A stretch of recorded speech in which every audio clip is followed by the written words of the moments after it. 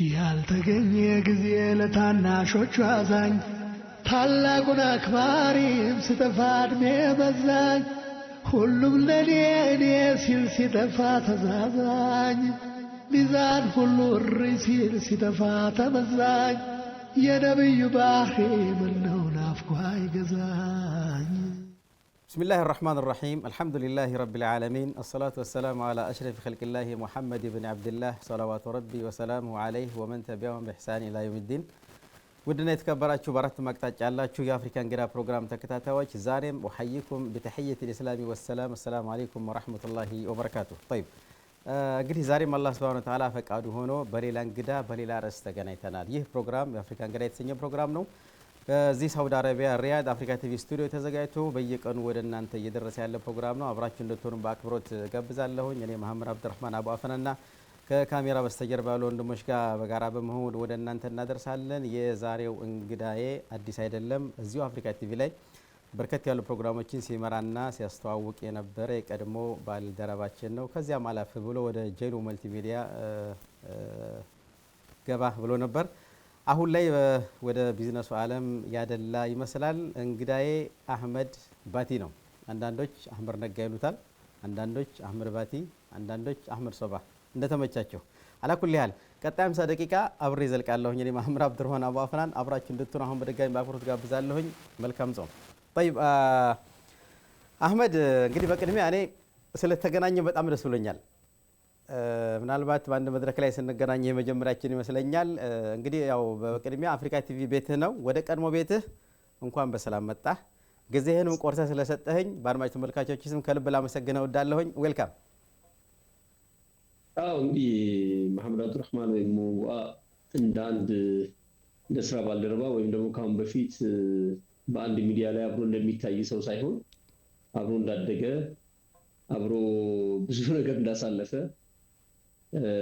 ወንድም ሆነን ነው የምናወራው ያው ኦሬዲ አስተዳደጋችን የጋራ ነው ብያስባለሁ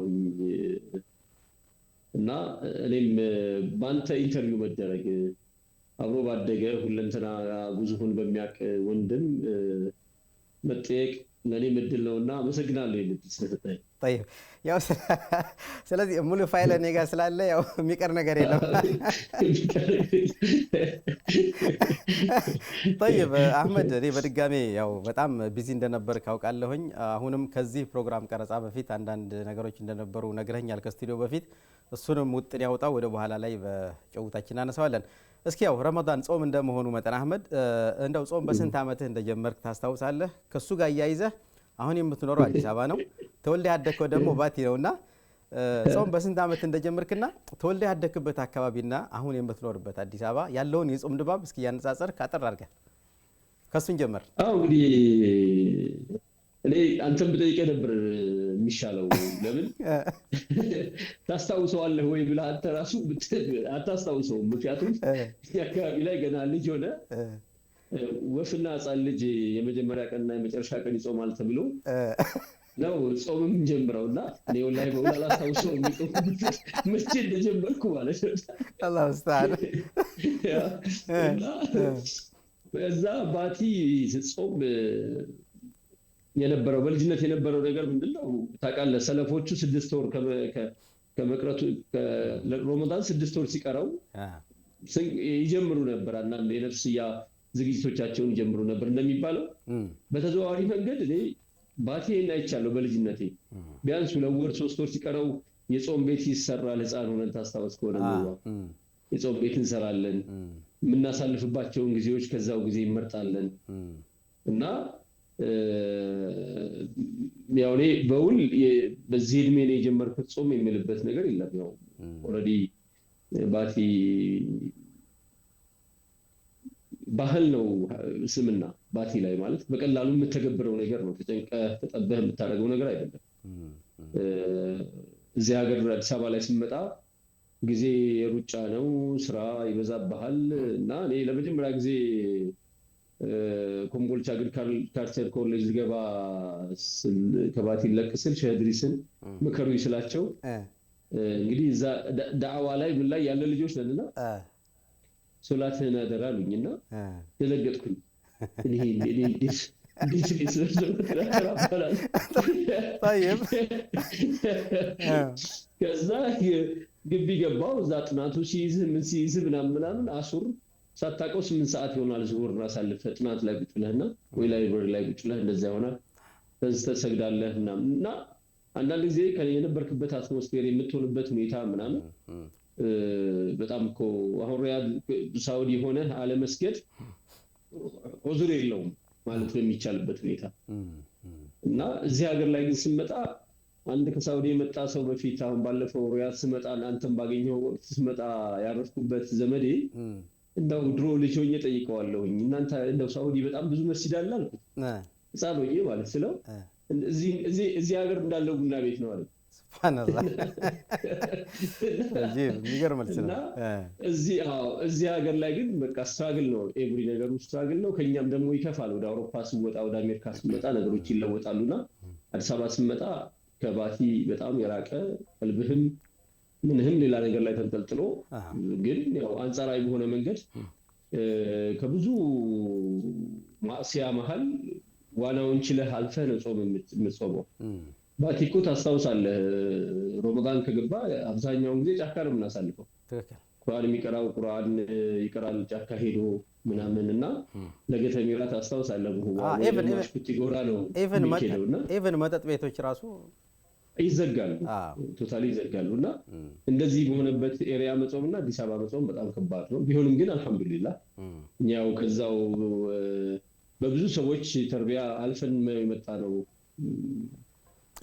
ያንዳንዱ አንተም ላይ እኔም ላይ ተአሲር ያደረጉ ኡስታዞች ናቸውና የተርቢያው ባለቤቶች ዛሬም ድረስ አንጻራዊ ከዛ ባነሰ መልኩ ቢሆንም ተሸክመነው እንድንሄድ ኢማናችን እንጠብቅ ምናምን ከፍተኛ አስተዋጽኦ አድርገውልኛል ባቸው ልጅ ባደገ طيب بارك الله فيك احمد ሸድሪ ስትል ምን አስታወሰኝ መሰለህ ልክ አንተንም ሶላትን አደራ እንዳሉ የዛሬ 20 ምናምን ዓመት አካባቢ አሜሪካን ዲቪ ደርሶኝ እንደነበር ያው ታውቃለህና አስተዋውሳለሁ እዛው ሸድሪስ አላህ ይዛቸውን ይክፈላቸው ትልቅ ሰናቸው ሰራ ሸድሪስ አዲ ማለት ነውና ወደ አሜሪካን ለሄድ ነው ስላቸው ዲንህን አደራ ነው ያሉኝ እና የሚነግሩህ ነገር እንትን ነው ግን ቀላል አይደለም አላህ ይዛቸውን ይክፈላቸው ሌላው አህመድ እስኪ እንግዲህ ከተገናኘን አይቀር ያው በርካታ ነገሮችን ማውራት ይቻላል ግን ካለ ጊዜ አንፃር ያስኳቸውን አንኳር ነገሮች ነው ያነሳው የምንጫወተውና ለመጀመሪያ ጊዜ ሚዲያ ላይ ስትወጣ የነበረውን ቅጽበት እስኪ መለስ ብዬ ወደ ኋላ ልመልስና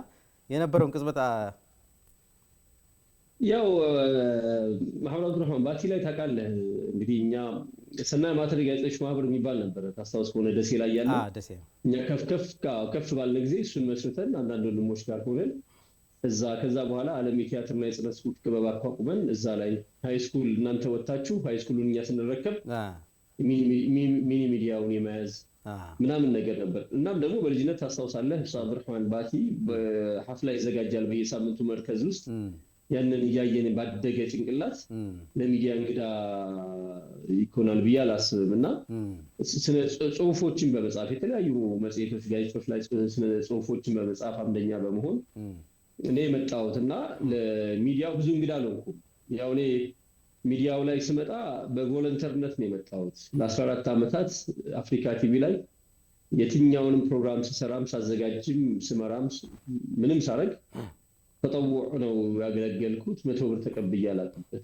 ለመጀመሪያ ጊዜ የሰራሁት ፕሮግራም አንድ ዶክመንተሪ ፕሮግራም ነው የአባባ ሻሃደን ረህመቱላህ ዐለይሂ ደሴ እሳቸው የሞቱ ጊዜ ያንን ፕሮግራም ለቅሷቸውን በመቅረጽ ያንን ለቅሶና የቀብር ስርዓታቸውን በመቅረጽ በእንትን ኑረል አፍሪካ ነበር የዛን ጊዜ ኡስታዝ ሐሰን አሊ የሚመራው ጎጃም በረንዳ አካባቢ ያለ አንድ ህንፃ ላይ የነበረ እንትን ነበርና በዛ ነው የመጀመሪያ ስራ የጀመርኩት የአባባ ሻሃደን ለቅሶ ሙሉ ለሙሉ ዘገባ በመዘገብ ተጀመረ ከዛ በኋላ መጣሁኝ ጄሉ ሚዲያና ኮሙኒኬሽን እዛ ላይ ያው ጀማል አህመድ ጋር እንደወንድም የተደዋወልን ፕሮግራም አለ መቻለው የተሰራልኛል ወይ እንደዚህ አይነት ነገር የተባባለ እንደወንድም ለ13 አመት ጄሉ ላይ ቆይቻለሁ ስቆይ እንደሌሎች ሰራተኛ ደሞዝ ተከፋይ አይደለሁም ሌላ ስራ ነው የምሰራው ብዙ ነገር አሳልፌያለሁ ብዙ ስራ ሰርቻለሁ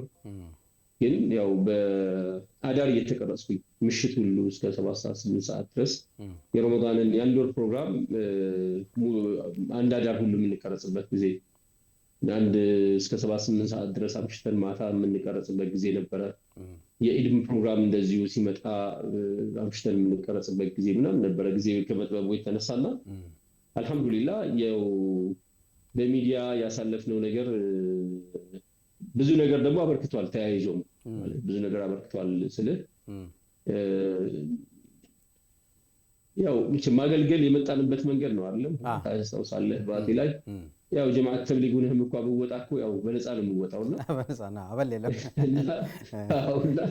እና አበል የለው እና በዛ መንገድ የመጣህ ልጅ ስለሆንክ ብዙ የተጠወቁ ስራ የማገልገል ስራ ዛሬ ድረስ ይሄን ነገር ተሸክሜ ነው የመጣሁትና ስለዚህ በዛኛው ነው ኡስታዝ አቡበክር አህመድ ባቲ ዳዕዋ ለመጀመሪያ ጊዜ ጠራሁት እኔ ነኝና ሲመጣ ኡስታዝ የትራንስፖርት ምናምን አልነው ገንዘብ አዋጥተን እዛ የነበር ልጆች ስንለው አላህን ፍሩ አለ። በቃ በጣም ተቆጣን እና እኔ ዳዕዋ ስራዬ ላይ የማንም ሳንቲም እንዲቀላቀል አልፈልግም ማለት የማንም ሳንቲም እንዲቀላቀል አልፈልግም እና ምናምን ሲል ያን ይዘህን የመጣ ከትላልቆች ምናምን ይዘህ የመጣው መንገድ ለዛ ስለሆነ እዛ ያ ተአሲር አድርጎብን ነው ጀማል አህመድ ልትጠይቀው ትችላለህ። እኔ መተው ተቀብዬ አላውቅም ሚዲያ ላይ የሰራው ስራ አልহামዱሊላህ። ስለዚህ ያው ማለት ከስር የነበረ ነገር ነው። በተለይ አንተ እንዳልከው እዛኛ አካባቢ በመረገስም በመርከዝም በመድረሳም በትምህርቱም አካባቢ ከሚኒ ሚዲያ አካባቢ የማይጠፋ ሰው ለምን ሚዲያ አዲስ አይሆንም። ስለዚህ በዚያ መንገድ ስለመጣ ብዙም ፍርሃት ምንም አልታየብህም። طيب ሌላው አህመድ እንግዲህ ያው ቀደም ሲል አፍሪካ ቲቪ ላይ ነበር፣ ከዛ ጄሉ ላይ ነበር። አሁን ሙሉ በሙሉ በሚባል መልኩ ከሚዲያው ርቀሃል ብቻ ሳይሆን ጠፍተሃል። እንደጠፋህ ትቀራለህ ወይስ ትመለሳለህ? እመለሳለሁ። ከሚዲያ ርቄ አይሆንልኝም ማህበራዊ ማለት ይሄኮ ስነ ጽሁፉ ምኑ አብረን ያደግኩበት የመጣሁበት መንገድ ስለሆነ ከዛ ርቃ አይወጣም። ግን በምን አይነት ፕላትፎርም እመጣለሁ ነው? እስከዛሬ በነበርኩበት መንገድ እመጣለሁ ወይስ ደግሞ የራሴን ሚዲያ ለማቋቋም አስባለሁ? ሳስብ ግን ይሄ አሁን ባለበት ሁኔታ ካታጎራይዝ የተደረጉ ሚዲያዎች እኔ ጄሉ ቀረጽ የነበረው ጀማል ያው የሙያ ስራ ስለሚሰራ በማንም አይፈረጅም። አሁን እኮ እኛ የተቸገርነው ምንድነው የትኛው ላይ መተህ ታገለግላለህ? ድሮ አፍሪካ ቲቪ ብቸኛ ነበር። እሱ ላይ ስንቀረጽ እሱ ላይ ስትል የፍክራ ጉዳይ የጀማዓ ጉዳይ የምን ጉዳይ እነሳበት ነበርና ኦሬዲ ስሩና ነው የምታገለግለው። ማንንም ተቋም የራሱ የሆነ የኤዲቶሪያል ፖሊሲ እንዳለ ሆኖ በዛ ኤዲቶሪያል ፖሊሲ ውስጥ ሆነ ምትችለውን ለማበርከት ሞክራልና አሁን ላይ ኦሬዲ ከግል ስራም ደግሞ መብዛት አሁንም ራሱ ከእንትን አልወጣሁም። ወደ በኋላ እናወራዋለን እንጂ የምሰራቸውም ስራዎች ጋር ተያይዞ ያው እስልምናን መካደም ላይ ነኝ ያለሁት ብዬ ነው የማስበውና ከሚዲያ ግን ይሄ በቀረጻ በኦዲዮ በዚህ በማህበራዊ ሚዲያውም በቴሌቪዥንም ልመጣ እችላለሁ ኢንሻአላህ ካላህ። ስለዚህ ያው የሆነ ሰዓት ላይ እንደምትመጣ እንጠብቅ። ኢንሻአላህ ቢዝነስ። طيب ያው አገር ቤት ላይ ነው ያለውና ከብዙ ሰዎች ጋር የመገናኘት እድል ይኖርሃል ብዬ ተስፋ አደርጋለሁ። አህመድ ምናልባት ይሄን ጥያቄ ማነሳው አሁን ላይ ያለው የሙስሊሙ ሚዲያ ቁጥር በቂ ነው ብለህ ታስባለህ? ምክንያቱም አሁን የኢትዮጵያ ሙስሊም እንደው ትክክለኛ ዳታ እንኳን ባይኖር መቼም ያለምንም ጥርጥር ግማሽ የሚሆነው የኢትዮጵያ ህዝብ ሙስሊም እንደሚሆን ምንም ይሄ ላሸክ የለውም እና ጉዳያችን ብዙ ነው፣ ማህበረሰባችን ብዙ ነው። እጅግ በጣም በርካታ ያልተዳሰሱ ነገሮች እንዳሉን ይታወቃል። ከዛ አንፃር አሁን ያለው የሙስሊሙ ሚኒስትሪ ሚዲያ ቁጥር በቂ ነው ብለህ ታስባለህ በአንተ እይታ? እንዴት ሚዲያ እኮ ኢትዮጵያ ሶስተኛ ዓለም ላይ እኮ ሶስተኛ መንግስት ነው የሚባለው እና ያሆነበት ሁኔታ ውስጥ ኢትዮጵያ ውስጥ ያሉ ሚዲያዎች በቂ ናቸው ልንል አንችልም። አንድ ሚዲያ ሆኖ ብዙ ነገር መስራት ይችላል፣ ብዙ ሆኖ ደግሞ ብዙ ነገር ላይሰራ ይችላል። ያው የምንመጣበት ፕላትፎርም ነው የሚወስነውና እኔ የተለያዩ ሃይማኖቶችን እዚህ እንግዲህ የሃይማኖት ብዙሃነት ያለበት ሀገር ነውና ሌሎች ሃይማኖቶች ያላቸውን የሚዲያ ቁጥርና ያለን ሚዲያ ቁጥር ስታየው እንደ ቁጥራችን በጣም ነው የምስቀው፣ ታዝናለህ። እሱም ራሱ ደግሞ በጋራ በሆነ አጀንዳ ላይ የጋራ ስራ ሊሰራበት በማይችልበት መልኩ ማለት ነውና በተበታተነ መልኩ ያሉ አንድ 5 ነው ኦልሬዲ እየወረዱ ያሉ። አሁን ለምሳሌ ዛውያ ወርዷል። በልታይ ረመዳን ይመለስ አላውቅም። ቢላል ወርዷል። አሁን ኦሮምኛ ሚዲያዎችና ሀሚልተን ናቸው ለዚህ የመጡት። ቁጥሩ ያን ያህል የሚባል አይደለም። እኔ ሌሎች እኮ አንድ ሃይማኖት እኮ ከ20 ምናምን ሚዲያ በላይ እኮ ያለው አለ። ፕሮቴስታንት ኦልሞስት 30 ምናምን አካባቢ ሚዲያዎች አሏቸው። ኦርቶዶክስ ከ18 በላይ ሚዲያዎች አሏቸው። እና ያ ባለበት ሁኔታ ውስጥ የኛ ሚዲያ ምንድነው ብለህ ስታስብ የለም ከማለት ነው በዘለለ ምንም ነገር ልንል አንችልም። ያሉትም ራሱ በጋራ ጉዳይ ላይ በጋራ ሊሰሩበት የሚችልበት ፕላትፎርም የለም። ሁሉም ተበታትኖ የግል አጀንዳውን ነው ይዘው የሚሄደውና እስኪ ምናልባት እሱን እናነሳለን። አሁን ለምሳሌ ቅድም አሁን 3 ሚዲያዎች እንደው ስም እንኳን ባናነሳ ለምሳሌ 3 ሚዲያዎች ወደ አንድ መጥተው ያው ነጃሺ ብለው መጥተዋል። እንግዲህ በደንብ ያ የነሱ እንትን ነው ማለት አምነውበት እንደሚያወጣ አምነውበት ሁሉ ነገር አስበው ተመካክረው ያደረጉት ስለሆነ ያው መልካም ጉዞ አላህ ያበርታችሁ ከማለት ውጭ ምንም ማለት ላይቻል ይችላል። ግን ሶስቱ ወደ አንድ እኔ እኮ እያልኩ ያለሁት ምንድነው መለያየቱ አይደለም ችግሩ። 3-4 መሆናችን እንደው መብዛታችን ነው ያለብን እኮ ብዛት ነው ያለብን። ግን የጋራ ፎረም ሊኖረን ይገባል። የጋራ አጀንዳ ሁላችንም ስምና እስካገለገልን ድረስ ምናልባትም እኮ በተመሳሳይ ሰዓት ተመሳሳይ ኮንተንት ልታይ ይችላል በተለያዩ ሚዲያዎች ተመሳሳይ ኮንተንት። ያ እንዳይፈጠር የጋራ የሆኑ ነገሮች በጋራ የምንገናኝባቸው ሚዲያዎች በጋራ የሚገናኙበት መድረክ ቢኖር የጋራ አጀንዳ ቢኖራቸው ከእንደገና ደግሞ አንድ እኮ ኢስላሚክ መድረክ አዲስ አበባ ላይ የሆነ መድረክ ፕሮግራም ይዘጋጅና በተመሳሳይ ሌላ ፕሮግራም አለ።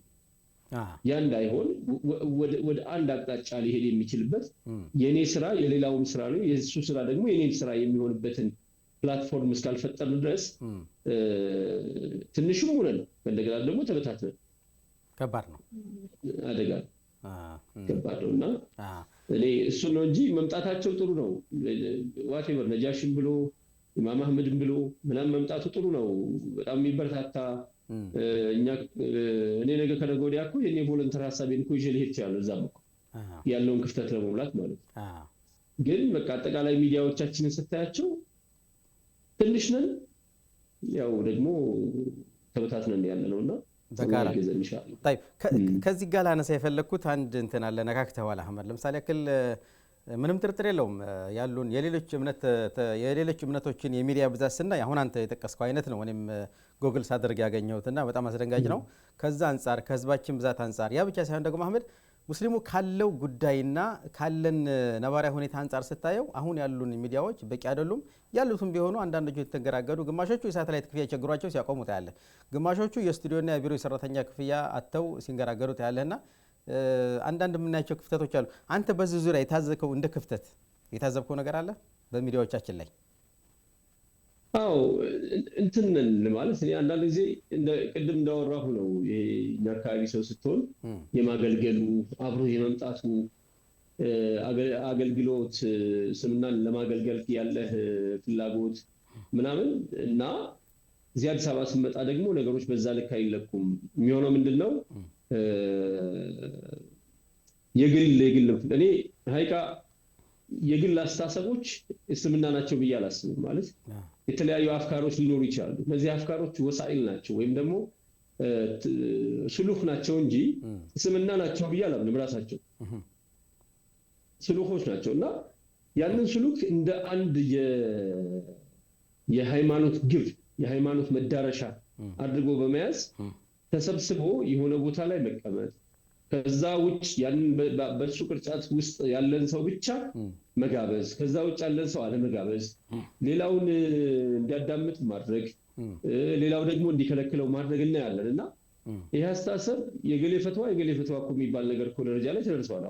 ፈትዋዎቻችን ራሱ የሰለፊያ ፈትዋ የሱፊያ ፈትዋ ምናምን ብሎ እስከሚታሰብ ድረስ የሌላም ጀማዓ ፈትዋ ተብሎ እስከሚታሰብ ድረስ ተደርሷልና ይሄ አስተሳሰብ ልክ ነው አይደለም። ውስጡ ላይ ምን አለበት? ኢኮኖሚ ኢንትረስት አለበት፣ ውስጡ ላይ ፖለቲካ ኢንትረስት አለበት፣ ውስጡ ላይ ነፍስያ አለበት፣ መታየት መፈለግ አለበት፣ ስልጣን ምናምን አለበት፣ ኢጎ አለበትና ይሄን ሁሉ አሸንፈን እንደው ከዚህ ወጣ ብለን ማህበረሰባችንን ወደ አንድ ቋት ሰብስበን በጋራ ሊያሰራ የሚችል ፕላትፎርም ፈጥረን ለጋራ ዓላማ ለጋራ ግብ እስካልሰራን ድረስ ከባድ ነው። ዛሬ እኮ በተዘዋዋሪ መንገድ አብዛኛውን ሳይሆን ጥቂት ሆኖ ግን የብዙሃችንን አስተሳሰብ የብዙሃችንን መልከታ ሊያበላሽ የሚችል እኮ አስተሳሰብ እኮ የኢትዮጵያ ውስጥ እኮ ኦልሬዲ ተወልዷል። ቴሌቪዥንም አለው በስርዓት እኮ የተንቀሳቀሰ ነው ያለው አይደለም። እና ይሄንን አስተሳሰብ እንኳን በጋራ ልክ አይደለም ልንልበት በምንችልበት አግባብ አብረን በጋራ መታገል ሲገባል ተበታትነን የትም አንደርስም። የጋራም ግብም የለም። እና ምንድነው የኢትዮጵያ ሙስሊም የሚፈልገው? መጀመሪያ እኛ ሙስሊሙ ምን ይፈልጋል? አሁን ሙስሊሙ የሚፈልገው ሱፍያ፣ ሰለፍያ፣ ኢኽዋንያ ምናምን ነው የሚፈልገው አይደለም። ባያውቀውም ወደታች ሲወርድ አብዛኛው ማህበረሰባችን አያውቅም እኮ ይሄን የሚያውቀው ላይ ያለ ነው ምናምን እና ላይ ያለውን ነገር ብናስተካክለው እና የሚዲያ ፕላትፎርማችን እንደው ለተኮነ ከሊመቲላሂ አልዑሊያ ሆኖ በጋራ አስተሳሰቦቻችን የጋራ ስራ እናም ደግሞ ለተቋቋምንበት ዓላማ ደግሞ እንምንበተን ግን የሚያሰባስቡን ነገሮች በጣም ብዙ ስለሆኑ ሰርተን ያልጨረስናቸው ስራዎች በጣም ብዙ ስለሆኑ የምንሰባሰብ ከሆንን እዚህ ሀገር ላይ ለውጥ ማምጣት አንድምታም መፍጠር ይቻላልና ከዛ ውጭ ባለ ነገር ግን ያው ተበታትነን የምንቀረው። አህመድ ስለመጣህ እኔ በጣም ደስ ብሎኛል። ምክንያቱም የምናነሳው ጉዳይ በጣም ቀላል ጉዳይ አይደለም። አንድ ሰዓት ለምሳሌ በተለይ ይሄ ሙስሊሙ ማህበረሰብ ጉዳይ ካነሳን በጣም ሰዓትም ሊበቃና አይችልም። ግን በተወሰኑ ምክንያት ቢሆን ያለው ነገር ለመነካካት ሞክረሃል። አላህ Subhanahu Wa Ta'ala ከምንም በላይ አላህ ወአዕተሲሙ ቢሀብሊል ጀሚዕ ወላ ተፈረቁ ሲለን ትእዛዝ እኮ ነው። አንዱኑ ስንባል ትእዛዝ ነውና አላህ Subhanahu Wa Ta'ala አንድነትን ይስጠን። እስኪ አሁን ፐርሰናል ጥያቄ ልምጣ ወደ አንተ አህመድ፣ ወደ አንተ ከሚዲያውም ርቀህ እንደማትቀር የሆነ ሰዓት ላይ ምናልባትም በራስህ የሚዲያ ፕላትፎርም እንደምትመለስም ለመጠቃቀም ሞክረሃል። ስትመጣ ኢንሻአላህ እንድትመጣ ያው እንላለን። አንተን ጥያቄ ያውኝ እመጣለሁ ኢንሻአላህ። አብሽር እንድትመጣ ምኞቴ ነው ብትመጣ ኢንሻአላህ። መርሐባ ኢንሻአላህ። ሌላው ፐርሰናል ጥያቄ አህመድ፣ አሁን አንተ በምን ሁኔታ ላይ ነው ያለኸው? አሁን ያለሁት አንድ መወዳ ፋሚሊ ሆምስ የሚባል ቤት ላይ የሚሰራ ተቋም መስርተን እዛ ላይ ነው ያለሁት እና ሪል ስቴት ሪል ስቴት ልትለው ይችላል። ሪል ስቴት ያደረግነው ህጋዊ ፍቃድ ለማግኘት ነው እንጂ የኛ ከሌሎች ሪል ስቴቶች ለየት የሚያደርገው የራሱ የሆነ የአሰራር ዘይቤና ዘይቤ አለው።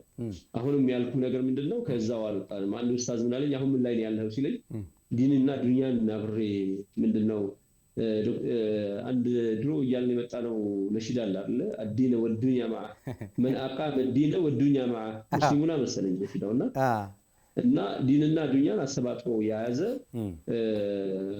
ፕላን ያደረገ ሳይቶች አሉ። እነሱ ሳይቶች ላይ አንዱ ሳይት ግንባታ ጀምሯል እና ያ ሳይት አሁንም ከዛው ከአገልግሎት አልወጣውም ብዬ ነው የማስበው።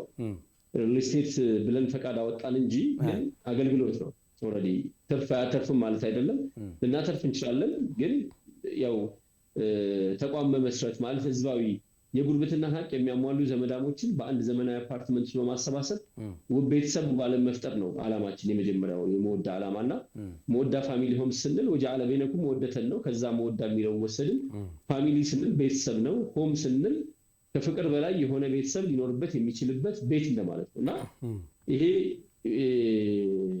ይሄንን ዲዛይን ነው ይዘን የመጣ ነው። ስንመጣ ግራውንድ ፍሎር ላይ የመጀመሪያ ስፔስ ፍሎር 1000 ካሬ ላይ 150 ካሬ መስጂድ አለው። ምንጻችን 150 ካሬ መስጂድ አለው። 65 ካሬ ጂም አለው። 65 ካሬ ላይብረሪ አለው። ሳውና ስቲም አለው።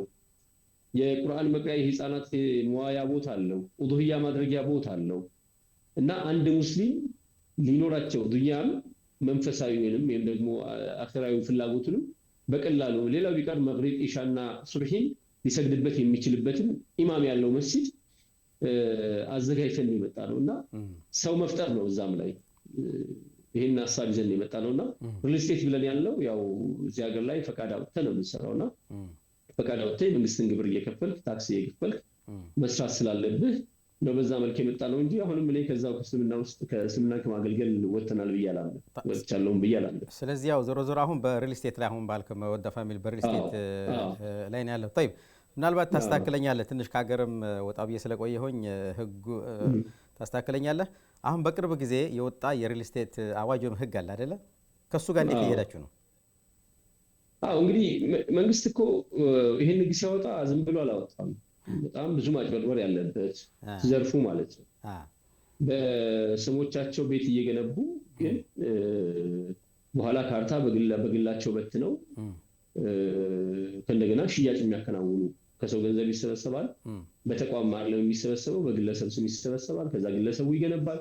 ከዛ በግሉ ካርታ ይበትናል። ከዛ በኋላ ደግሞ ወደ ገንዘብ ወደ ሰጡት ሰዎች ነው ካርታውን የሚያሸጋግረውና አሁን ኢትዮጵያ ውስጥ ገንዘብ ይሰበሰብና ገንዘብ ተሰብስበው ደግሞ የሚሰወሩም ወንድሞች ባሉበት ሁኔታ ውስጥ ነው ሪል ስቴት ዘርፉ ያለውና ብዙ ሮሮም ብዙም ደግሞ ጥቅምም ያለበት ተቋም ነው። ሮሮም እንዳለ ሆኖ ጥቅምም የሚሰጡ ደግሞ በታማኝነት ደግሞ የሚያገለግሉ ሰዎች አሉና ያንን ለመቆለፍ መንግስት ህግ አውጥቷል። በርግጥ ይሄ ህግ ብዙ አፌክት አያደርግም። አንዳንድ ሰዎች በሚስኮንሰፕሽን ስለሚረዱት ነው እንጂ ብዙ አፌክት አያደርገውም። አፌክት የሚያደርገው ምንድን ነው? አሁን ለምሳሌ የእኛን ድርጅት መወዳ ሙስሊሞችን ብቻ ስለምንፈልግ ገበያውን ለማንም ስላልነቀቅ ነው እኛን ይጎዳናል። ለምን ኦልሬዲ የባንክ ብድሩም ራሱ ተጽዕኖ አድርጎበታል። በኋላ ላይ ወደ ባንክ ብድሩ እንመጣለን ብዬ አስባለሁና 18-14% ዓመታዊ ብድር ካበደሩት 14% ነበር ባንክ ማበደር የሚችሉት።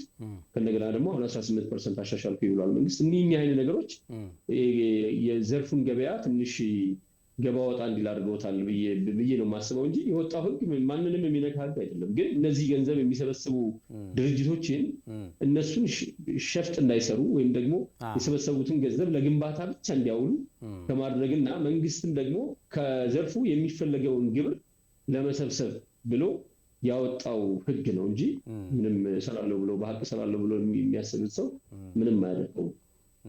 እንደዛ ነውና ምንም አፌክት የለውም ብዬ ነው የማስበው። طيب እንግዲህ አሁን ስለ ቢዝነስ እየነካካን ነው ከጀመርነው አይቀር طيب መልካም ኢንሻአላህ አላህ መልካምን ሁሉ እንመኝላችኋለን። ውጥናችሁ ጫፍ እንዲደርስም አላህን ለምናለን። አህመድ طيب የእናንተ ማግኘት የኛ ማግኘት ስለሆነ ማለት ነው። እውነት ነው። طيب ቢያንስ ጓደኛ ቢያንስ በቀምቼ እንኳን ካለህ ቢያንስ ቀምቼ እንኳን ወስዳለሁ ካንተ እኛ ለኔ በኔ እድሜ ማለት ነው አዲስ አበባ ከገባው ጀምሮ በኔ እድሜ ወደ ቢያንስ በትንሹ ከ7 ሚሊዮን ብር በላይ ባቲ ተረድቷል ብዬ አስባለሁ። አዲስ አበባ በመቀመጤ ማህበረሰባችን በተቸገረ ጊዜ ከፊት የምንቆመው እኛ ነን እና የኔ ማግኘት የማህበረሰቡ ማግኘት ነው። የሙስሊም ገንዘብ የሙስሊም ነው። አጠቃላይ ሰደቃ ያወጣዋል። የእናንተ ማግኘት የኛ ማግኘት ነው። በዛ ሐሳቤ ነው እንትን እያልኩኝ ያለሁት። ስለዚህ አህመድ ስለ ቢዝነስ ካነሳን አይቀር አሁን ያለው የሙስሊሙ ማህበረሰብ ሀገራችን ላይ አሁን ያለው የሙስሊሙ ማህበረሰብ የቢዝነስ አማራጭ ወይም ደግሞ ንግድ እንዴት ታየዋለህ? ቀደም ሲል ለምሳሌ መርካቶ አካባቢ ላይ የሆነች ኪዮስክ በመስኮት የሚነግድ ሰው በሆነ ትንሽ መስኮት ይዘው በጣም ትልቅ እንትን ነበር የሚቆጠረው።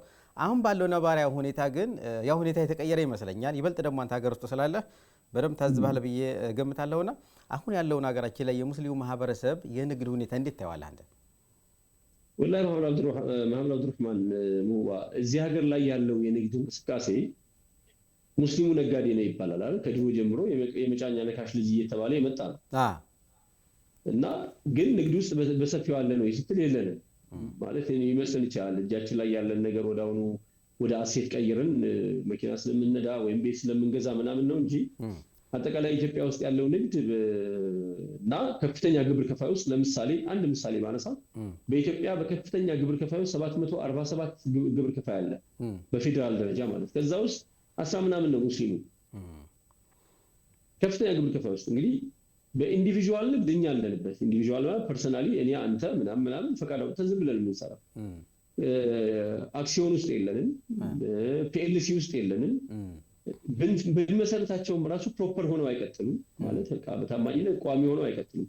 ኢትዮጵያ ውስጥ ቢዝነስ በከፍተኛ ደረጃ ቁጥሩን ለልጅ ልጅ የሚወርስ አሴት እና ድርጅት አሳልፈው የመጡት ድርጅቶች ስናያቸው አብዛኛዎቹ የሌላ እምነት ተከታዮች ናቸው።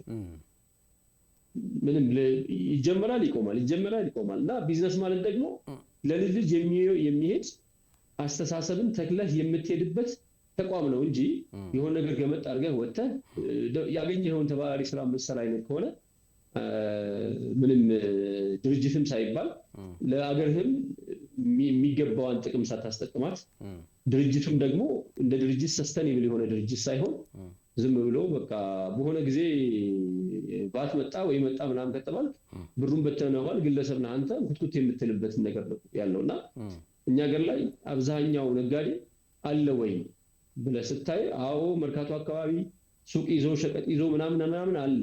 ይሄ ግን ተሰባስቦ ትላልቅ ድርጅቶችን ፈጥሮ ፒኤልሲ፣ አክሲዮን ማህበር፣ የህብረት ስራ ሽርክና ማህበር የሚባሉ ማህበሮችን እየፈጠረ ወደ ሌላ ምዕራፍ ለሀገሪቱ የሚያበረክተው አስተዋጽኦ ከፍተኛ መሆን እስካልቻለ ድረስ ሌላው ማህበረሰብ በሚከፍለው ግብር ፖሊሲ የተቋቋመ ሌላው ማህበረሰብ በሚከፍለው ትልቅ ግብሮች መከላከያ ምንም ሰፖርት የተደረገ እኛ በመብት ጠያቂና በመብት ታጠረን ተቀምጠናል። በመብት ጠያቂና በባለቤትነት መካከል ያለው ልዩነት አልገባንም። እዚህ ሀገር ላይ ባለቤት ነን እኛ እና ባለቤት ነን በቃ ማለት ሁሌ መብት እየጠየቅኩ ሁሌ እያለቀስኩ ሁሌ ምናምን ለምንድን ነው ባለቤት ሆነን የማንሰራው? ስለዚህ አህመድ አሁን ንግዱ ላይ አሁን ባለው ነባራዊ ሁኔታ አንፃር ዝም ብለን ስንመለከተው ንግዱ ላይ አለን ለማለት አያስችልም። የለም አለን እንዴት ብለን እንላለን? ማለት እስኪ ተፈጠሩ የሚባሉ እኮ አክሲዮኖች ተፈጠሩ የሚባሉ ትላልቅ ድርጅቶች የምን የማን ናቸው? አንድ እኮ ሚድሮክ ኢትዮጵያ እኮ ነው ኢትዮጵያ ውስጥ ያለ የሚባለው ትልቅ ድርጅት። ከዛ ውስጥ እኮ ትናንሽ እኔ በስም አሁን መጥቀስ ስለማያስፈልግ ነው እንጂ ትንሽ አባቶቻችን የፈጠሯቸው አሴቶች ዛሬ ድረስ ገሌ ብለን የምንጠቅሳቸው በቁጥር ከ10 የማይበልጡ ባለሀብቶች እኮ ናቸው የሙስሊም ባለሀብት ያሉት። እዚህ ሀገር ላይ ትላልቅ ሀብት ያለው በሌላ እምነት ተከታይ ነው። ይሄንን አምኖ መቀበል ያስፈልጋል። እና በሀገሪቱ ውስጥ ደግሞ በኢኮኖሚ የበላይ ሆነ ኢኮኖሚውን ሰንገህ ይዘህ ለሀገሪቱ ተመጣጣኝ የሆነ ጥቅም እስካላስገኘህ ድረስ እዚህ ሀገር ላይ መብት ጠያቂ ከመሆን የዘለለ ነገር አትፈጥም። ስለዚህ እነዚህን ክፍተቶች ያው አሁን የተቃቀሰ ክፍተቶች እንዳሉ ናቸው። ምናልባት አድማጭ ተመልካቾችም ይሄን ልብ ይላሉ ተስፋ አደርጋለሁ። እነዚህን ክፍተቶች ተቀብሎ አብሮ በደንብ ተደጋግፈውና በደንብ ተናቦ መስራት ያስፈልጋል።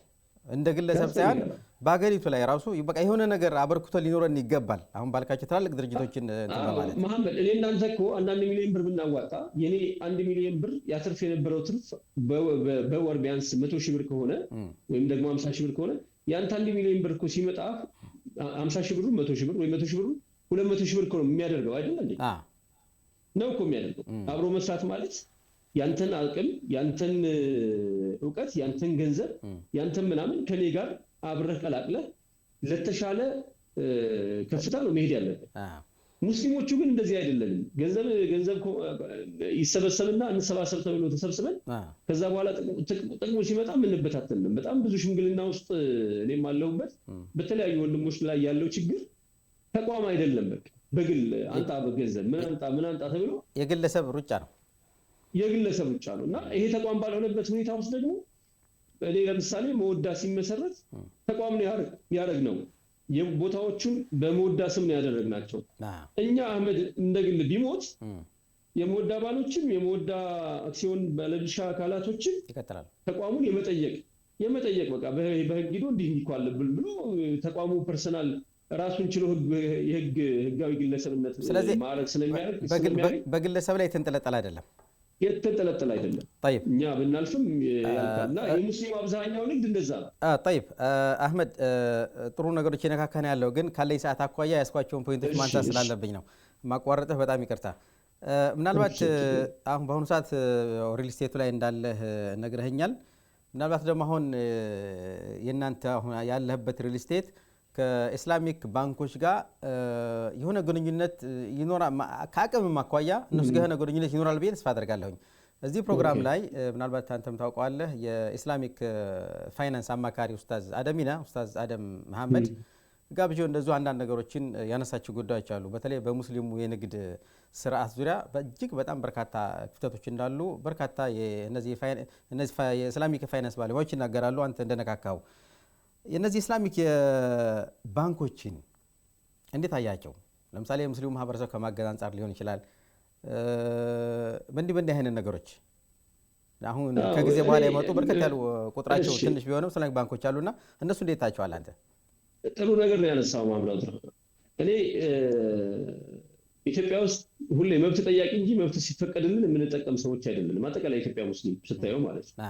ጥያቄ ነው ሲፈቀድለት ይተዋል ለምሳሌው ይሄን ማነሳ አህመድ ለምሳሌ ከድምጻችን ይሰማ በፊት ድምጻችን ይሰማ አካባቢ ዘምዘም ባንክን አስተዋውሳለሁኝ ለምን ተከለከለ ተብሎ የመጨረሻ እንትን ነበር ከተፈቀደ በኋላ ግን አሁን ማህበረሰቡን ስናየው ልክ መጀመሪያ አካባቢ እንደነበረው ሞራል አይደለምና መብት ለመጠየቅ እንጂ ለምሳሌ መብታችን ከተሰጠን በኋላ ወደ ተግባራ ለመግባት ችግር ያለብን መስሎ ስለሚታየኝ ነው ተፈضل እውነት ነው ጥሩ ጥያቄ ነው ያነሳው ይኸውልህ የኢትዮጵያ ሙስሊም ይጠይቃል ይሰጣዋል አይተገብርም ከነት ሲሰጣው ከነት ተግዳሮቶቹ ወይም ደግሞ ከነት ችግሮቹ ነው የሚፈቀድለት ማለት ችግሮቹ ክሊር አድርገው አይደለም ሲፈቅዱልን ያው ችግሮቹ በሂደት በትግል የምንቀርፋቸው ነገሮች ናቸው ሆኖም አሁን ለምሳሌ ኢትዮጵያ ላይ አጠቃላይ አይኤፍቢም ሆነ እነዚህ ኮንቬንሽናል ባንኮቹ የሰበሰቡት ገንዘብ አጠቃላይ ፋይናንሱ ኢኮኖሚው ወደ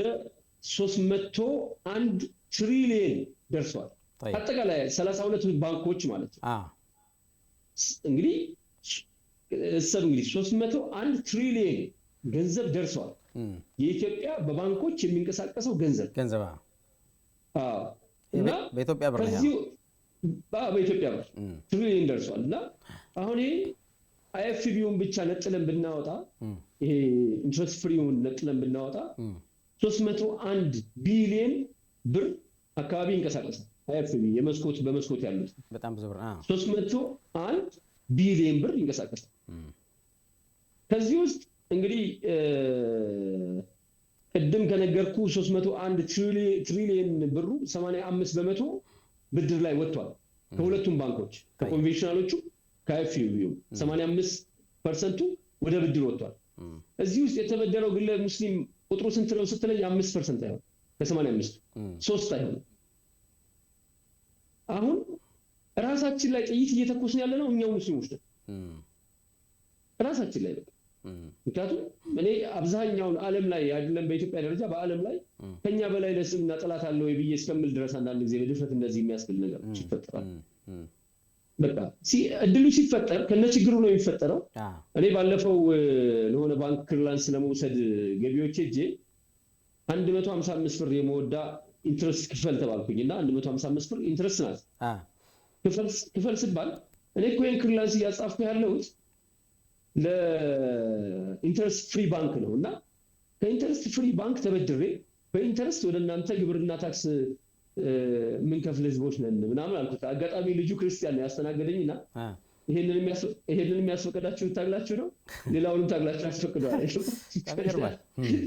እና አሁን በመስኮት ያሉትና የኛ አራቱ ባንኮች እነዚህ ሙሉ ለሙሉ ከወለድ ነፃ ብለው የተቋቋሙ ባንኮች ጋር እነዚህ ጋር 301 ቢሊዮን ብር ይንቀሳቀሳል ከ301 ቢሊዮን ብር አይኤፍቢ ላይ የሙስሊሙ ሀብት ነው ከ301 ቢሊዮን ብር እንግዲህ ኦልሞስት ወደ 22 ቢሊዮን ብር አካባቢ በእነዚህ ባራንት ባንኮች አካባቢ አለ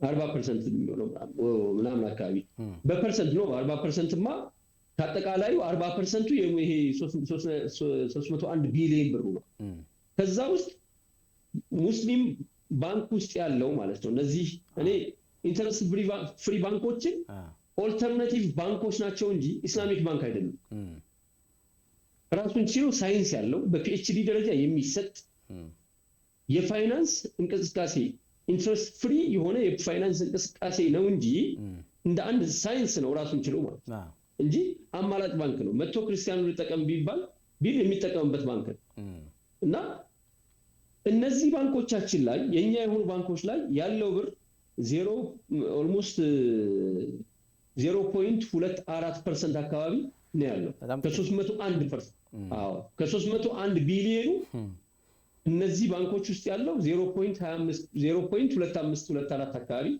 ፐርሰንት ነው ያለውና ኦልሞስት በሌሎቹ ሞኖፖላይዝ ተደርገናል እና ሌሎች ባንኮች ደግሞ ዛሬ ማበደር የጀመሩት እነዚህ ባንኮች ስለተቋቋሙ ነው እንዳንሄድ ወደዛ እንዳንሄድ ገንዘቦቻችን እንዳናወጣ ለምሳሌ ባንኮቻችን ራሱ በጋራ ተናበው እንዲሰሩ አያደርጓቸው በነገራችን ላይ አህመድ ላቋርጥና ትቀጥላለህ አሁን ለምሳሌ ከቅርብ ጊዜ በፊት የውጭ ባንኮች ይገባሉ የሚል ጭምጭምታ እንዳለ ሰምተሃል ስለዚህ የውጭ ባንኮች ደግሞ ያው ከገቡ እንኳን እነዚህን 4 እና 5 ኢንተረስት ፍሪ እነዚህኛን ባንኮች አይደለም ሌላውንም ባንክ ሊገዳደሩ የሚችሉ አቅም ያላቸው ናቸው የሚመጡትና ከወዲሁ አሰብ ካልተደረገ እንኳንኛ እነዚህ 31 ባንኮች ራሱ እንደምንም የማይቆጠሩበት ደረጃ ይኖራል የሚሉ የፋይናንስ ባለሙያዎች አጋጥሞኛል። እነሱ እኮ እርስ በራሳቸው ለምሳሌ ባንክ ቱ ባንክ ሼር ይገዛዛል። ባንክ ቱ ባንክ ሼር ይገዛዛል። በጋራ ነው የሚሰሩት። የኛን በጋራ ጉዳያቸው እንኳን በጋራ እንዳይሰሩ ያደርጓቸዋል መሐላቸው በመግባት ሙስሊሙ የገዛ ገንዘቡ ላይ ከዚህ ከሐራም ከሚሰሩ ባንኮች ንቅል አድርጎ ሐላል ወደሚሰሩ ባንኮች ይዞ እንዳይሄድ ተግዳሮቶች ይፈጠሩበታል። የተለያዩ መሳከነች ነው። በሳከን ሌላው ቢቀር ሙስሊሙንም ብታስብ ቢያንስ እንኳን በሐላል ያልተቋቋሙ ባንኮች ሐላል አክሲዮን ተሽጠው ያልተመሰረቱ ባንኮች ላይ ሄደው አማካሪ ይሆናሉ መሻይኮቻችን ሳይቀር ዳኢዎቻችን ሳይቀር። ስለዚህ ማህበረሰቡ ወደዛ ይሄዳል። ይሄዳል። ስለዚህ እነሱን ያይና ማህበረሰቡ ይሄዳል።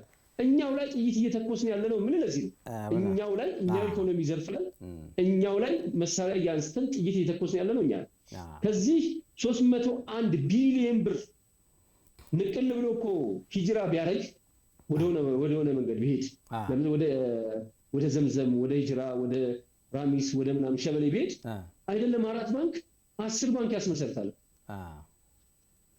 10 ባንክ። እነዚህ ባንኮቻችን ሁሉም ግማሽ ሌሊት ላይ ነው ያሉት። አሁን ከሌሊቱ 6 ሰዓት ላይ ነው ያሉት።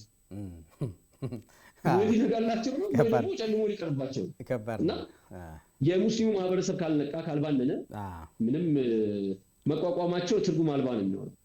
እንዳልኩ ደግሞ የውጭ ባንኮች ከገቡ ፈተናው በጣም ይከብዳል። ምክንያቱም በርካታ የኢስላሚክ ፋይናንስ ባለሙያ እንትኖች በዚህ ዙሪያ ሲናገሩ ነበር። ያው ያለውን ነገር ነው ዞሮ ከባለሙያዎቹ ይሰማነው ነው። የዚህ ነገር ባለሙያ ሆነን አይደለም እንደ አንድ ባንከር ነው ጉዳዩን ማጠናው ማለት ነው። እንደ አንድ ባንከር እንደ አንድ ጉዳዩ እንደሚመለከተው ሰው ሆኜ ነው ጉዳዩን ማጠናውና በዛው ልክ ነው የሚሰማኝ ማለት ነው። እኔ ኢትዮጵያዊ ነኝ፣ ኢትዮጵያዊ ሙስሊም ነኝ። እዚህ ሀገር ላይ ኢትዮጵያዊ ሙስሊም በኢትዮጵያዊነቱ ኮርቶ አንገቱን ቀን አድርጎ በልማትና በፖለቲካው በማህበራዊ ጉዳይ የራሱን አስተዋጽኦ እስካላበረከተ ድረስ የበይ ተመልካች ሆኖ ፖለቲካው በሌሎች ሰዎች እየተዘወረ ሁሌ ለማኝ፣ ሁሌ ጠያቂ፣ ሁሌ መብት ጠያቂ ባገሩ በቤቱ እንዴት መብት ጠይቃል ሰው? ከባድ ነው። ስለዚህ አጀንዳ ይሰጡና ያስጨዋሃል። ሲፈቀድልህ ደግሞ የለህምና እንዲህ አይነት ማህበረሰብ ከሆነ ያው መጨረሻችን ለልጃችንም ጥለን የምናልፈው ጭቆናን ነው። ስለዚህ ራሳችንን መለስ ብለን መፈተሽ ግድ ነው አህመድ። ኦኬ ሌላ እስኪ አሁንም ሰዓት ኮንትሮል አካባቢ ሰዓትን ተጠቀም እያሉኝ ነው። አሁን ባለው ነባራዊ ሁኔታ አንፃር አጥር አድርገህ ሪል ስቴት ቢዝነስ አዋጭ ነው? ንግዱ ነው። በሳይንስ ከተመራ የማያዋጣ የለም። ንግዱ ነው። ሁሉም ንግዶች በሳይንሳዊ በሆነ መንገድ ከተመሩ አዋጮች ናቸው። ምንም ኪሳራ ምናምን የሚባል ነገር አይፈጠርበትም። ግን ምንድነው ሳይንሱን በስርዓት የንግዱን ሳይንስ በስርዓት ማወቅ በትክክል ደግሞ ይሄ የሚባለውን ግብይት እንዴት ነው የምፈጽመው የሚለው ነገር በስርዓት ካወቅን ኪሳራ የለውም። ኪሳራ የሚኖረው ምንድነው? ጥሬ ገንዘብ አስቀምጠ አጋጣሚ በሀገሪቱ ኢኮኖሚ ውስጥ የሆነ ገንዘብ ዲቫሉዌት ሲያደርግ አብረህ ዲቫሉዌት ያደርግና ገንዘብ ይገሽፋል፣ የመግዛት አቅሙ ይንኮታኮታል። እና መሰረታዊ የሆኑ እሴቶች ላይ በሂደት በፕሮሰስ የሚያልቁ እሴቶች ላይ ገንዘብህን ካኖርካቸው የሚያፈሩ እና ያው የቤት ፍላጎት ብቻም ኢትዮጵያ ውስጥ ሁሉም ፈልጎ አልቋል ማለት አይደለም አይደል? የቤት ፍላጎት እኮ ዛሬም አለ። ቤት አንተ ስንት ዓመት ሳውዲ ከተቀመጥክ ራስህ ቤት ትፈልጋለህ እኮ አዲስ አበባ ላይ ባቲ ላይ ቤት ትፈልጋለህ እኮ። ስለዚህ ይሄ ፍላጎት እስካለ ድረስ ዘርፉ ያዋጣም የሚል ኪዮሽን የሚነሳበት አይደለም። በደንብ ነው የሚያዋጣው ማለት ነው። طيب አሁንም ፈጠን እያልኩ ነው የሚሄደው። ምናልባት ይሄን ቀርጻ ከማድረጋችን በፊት አህመድ የአቅመ ደካሞችን ቤት ለመገንባት እዛው አንተ የተወለድክበት ባቲ አካባቢ የአቅመ ደካሞችን ቤት ለመገንባት የሆነ ኮሚቴ ነገር ምናምን የተዋቀረ ነገር አለ ይመስለኛል። ምናልባት እንትን ብላችሁ ከሆነ እንደ መጀመሪያ ዙር የምን ያክል አቅመ ደካሞችን ቤት ለመገንባት የታሰበው እሱን አጥር አድርገህ እስኪ አወቃቀሩ ምን ይመስላል? የመጡት ከዛ የባቲ ትልቁ መስጂድ ኢማም ሸው መሪሃና የባቲ ከተማ ከንቲባ እና አፈጉባኤውና መሰል የባቲ ሽማግሌ ዑመር መሐመድ ዑመር ጂሃድን ታውቀዋለህ? እሱ መተው ነበርና የባቲ ልጆችን ተወላጆችን እዚህ አዋሩን መተው ማለት ዶክመንተሪ አዘጋጅተው ዶክመንተሪውን አሳይተው በጣም አቅመ ደካሞች በጣም የምታዝነው ማለት ነው። ሰው በዚህ ውስጥ ይኖራል እንደ ብለህ በምታስንበት ሁኔታ ዶክመንተሪ አዘጋጅተው ነው የመጡትና አሁን ለጊዜው 400 ካሬ መሬት አዘጋጅተናል፣ ግን 1600 ካሬ መሬት አለን። እዛ ላይ እናንተ ሊገነቡበት ከቻላችሁ ይኸው ልስጣችሁ ብለው መጡኛ ጋር ማሻአላህ መጡ። ከዛው ውስጥ ካለው የባቲ ልጆች ውስጥ ኮሚቴ ተዋቀረና ከዚህ ካንተ ኢንተርቪው በኋላ እንደውም ወደዛ ወደ ኮሚቴ ስብሰባ ነው የምገባውና ያ ኮሚቴ በምን መልኩ ገንዘብ አኩሙሌት እናድርግ፣ በምን መልኩ እንሰብስብ የሚል የራሱን አቅጣጫ ይዘው እየሰራ ነው ያለው። ምናልባት ኦንላይን ላይ ገንዘብ ልንሰበስብ እንመጣ ይሆናል ይችላል። ስለዚህ ያው ጥሩ ጅምሩ ጥሩ ነው ኢንሻአላህ። طيب አሁንም አጭር ጥያቄ አህመድ፣ በጾምና በሚዲያው መካከል ገጠመኛለህ? ወላሂ ጊዜ ነው ማስታወሰው የሚያስቅ ነውና እኔ ኡስታዝ ያሲን ኑር በጣም ከጨዋታ አዋቂ ነው ታውቃለህ። እና አቡበክር አህመድ ከሳቅ አይወጡም። እና ለጊዜ ልክ ታስረው እንደተለቀቁ የረመዳን ፕሮግራም የረመዳን ለዛና ቁም ነገር የሚል አንድ እንትን ነበረ አፍሪካ ቲቪ ላይ የሚለቀቅ ፕሮግራም ነበረ። እኔ ማዘጋጀው ፕሮግራም ነው። ለቀረጻ ሱሉልታ እንሄዳለን ኃይሌ ሪዞርት ሆቴል እና እዛ ሳር ላይ ነው የምንቀረጸውና የዚች የማይክ ፑሽንግ ወደቀችብኝ። ረመዳን ነው እና ወደቀችብኝና እኔ ደግሞ ሴቲንግ ሰርቼ ቁጭ ብያለሁ። ኡስታዝ ያሲን ፑሽንግ አቃብለኝ አልኩት ስለው ናንሳ ጎንደር ያጎነብስ ባለኝ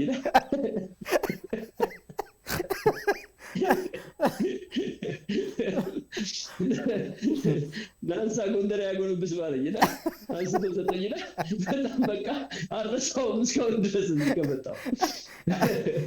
እና ኡስታዝ ያሲን በጣም ጨዋታ አዋቂ ቀልደኛ፣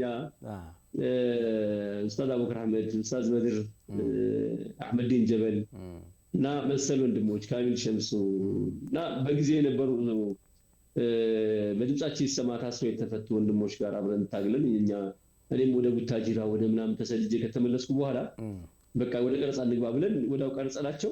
የመጀመሪያ በቃ ከስር ተፈቶ ይሄን ጨዋታ ጫውቶ አሳቀብን።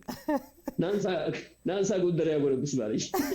ማሻአላህ አላህ ይጠብቃቸው። በጣም እንወዳቸዋለን እናከብራቸዋለን። በጣም ከፍተኛ ዋጋ ነው የከፈሉት። በነገራችን ላይ ዛሬ ላይ ላለንበት አሁን እዛም እዚህም የሚደመጡ የሚነገሩ ነገሮችን ወደ ጎን ትተናቸው ዋጋ ከፍለዋል። በህይወታቸው ጭምር ዋጋ ከፍለዋል እና መሐመድ አብዱራህማን እዚህ ላይ የምነግርህ ነገር ማለት አላህ ጀዛቸውን ይክፈላቸው። ወላሂ ነው የምልህ።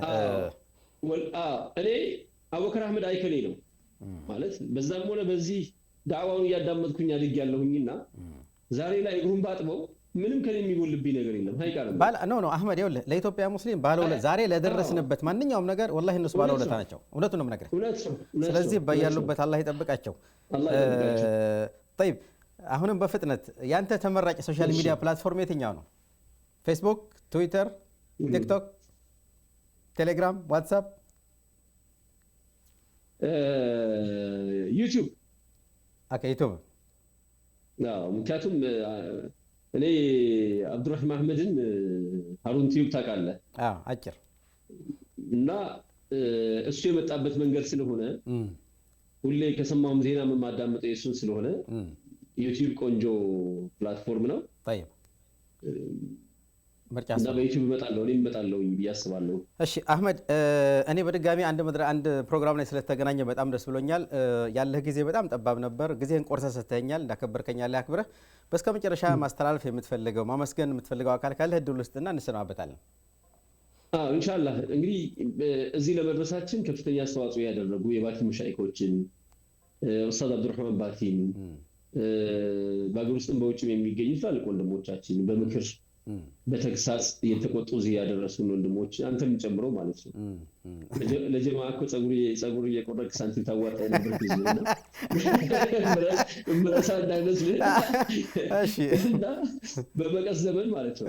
በመቀስ ዘመን እና እናንተን ጨምሮ ሌሎች ወንድሞቻችንን ጨምሮ እንዳው ምስጋናም ክብርም ይገባቸዋል። ኑሩልኝ። ከዛ ውጭ ግን የምነግርህ ነገር ምንድነው እነዚህ የባንክ ባለሙያዎች እኔን በጋበዝክብኝ ፕላትፎርም አንድ የባንክ ባለሙያ ይዤ ልቀርብና አንተም ፈቃደኛ ከሆንክ ማመቻቸት ይቻላል እድሉ እነሱ ደግሞ ከሆነ ባንክ ማለት ነው ወይ ከዘምዘም ወይ ከሂጅራ ወይ ከምናምን ከተመቸን ባንክ ላይ አንድ ሰው ይዘን መተን እንዳው ባለበት ይሄን ኢስላሚክ ፋይናንስ ብቻ ላይ አተኩራችሁ ብታወሩ የተሻለ ነው ብዬ አስባለሁኝ። እንግዲህ እኔም አንተንም እንደዚህ ስላገኘው ደስ ብሎኛል። ታስታውሳለህ ሪያድ መጥቻ 18 ቀን ስቀመጥ ለሰዓታት ላይ የተገናኘነው በጥቂት ልክ ነው።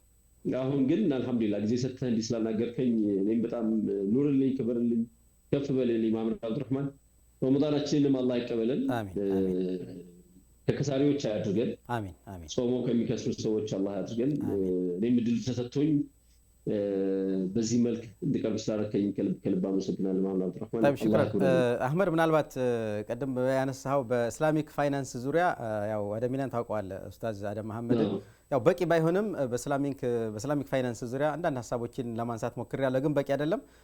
እስኪ ኢንሻአላህ ደግሞ ከዚህ ከእስላሚክ ባንኮች አካባቢ አንተ እንዳልከው አንድ ባለሙያ አምጥተን ያለውን ነገር እንደ ባለሙያ ለሙስሊም ማህበረሰብ የበለጠ ግልጽ የሚያደርጉበትን መንገድ እንሞክራለን። ባርከላህ ስላሉ ማለት ነው እዛም ስላሉ ማለት ነው ፕራክቲካሊ አሉበት ሳቱ ላይ ተጠደዋልና ያንን ወደ ማህበረሰቡ ቢደርስ የበለጠ ጥሩ ነው ብያስባለሁ። ኸይር ኢንሻአላህ እኔ በጣም ነው የማመሰግነው። ኢንሻአላህ ጊዜ ባይገድበኝ ሌሎች ነገሮችን አነሳ ነበር። ሽክራን አህመድ።